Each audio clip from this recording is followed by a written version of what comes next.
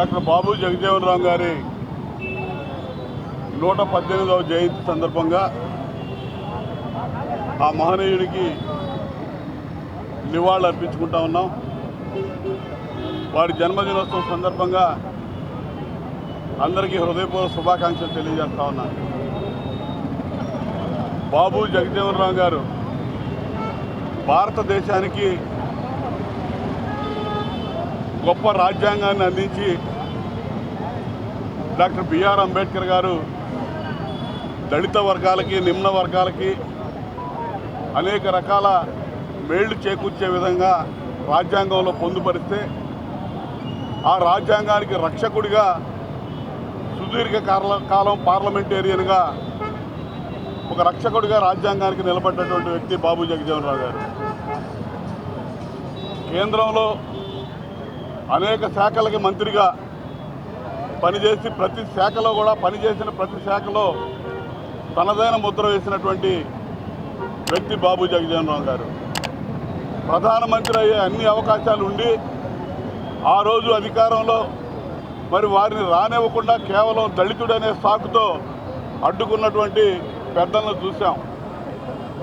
రాజ్యాంగం ద్వారా నిమ్న వర్గాలకి ఎన్ని సౌకర్యాలు ఎన్ని హక్కులు కల్పించినా ప్రధానమంత్రి పదవి వచ్చేసరికి ఆ నిమ్న వర్గాల వ్యక్తి కాబట్టి కానివ్వకుండా అడ్డుకున్నటువంటి కుట్రలు కుయుక్తులు ఈ భారతదేశంలో చూసాం.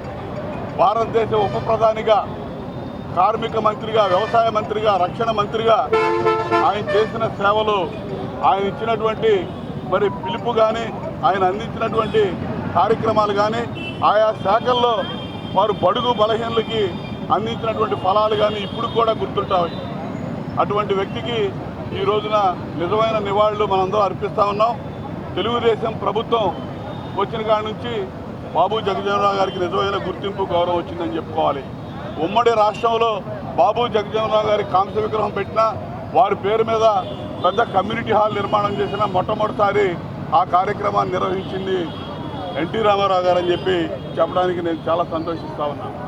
అటువంటి మహానుభావుడిని ఈరోజు ఆదర్శంగా తీసుకొని చంద్రబాబు నాయుడు గారు అన్ని రకాలుగా జగజీవన్ రామ్ గారి పేరు మీద ఈ రాష్ట్రంలో జగజ్జీవన్ జ్యోతి, గతంలో 14-19 నుంచి అధికారంలో ఉన్నప్పుడే ఉచిత విద్యుత్ అందించే పథకాన్ని జగజీవన్ రామ్ గారి పేరు పెట్టడం జరిగింది. ఈ విధంగా ప్రతి అంశానికి కూడా జగజీవన్ రామ్ గారిని, అంబేద్కర్ గారిని రెండు కళ్ళుగా చూస్తూ ముందుకు పోయేటటువంటి ఈరోజు చంద్రబాబు నాయుడు గారి నేతృత్వంలో ఉన్నటువంటి కూటమి ప్రభుత్వానికి ఇలా అందరూ కూడా అండదండగా నిలబడాల్సిన అవసరం ఉంది.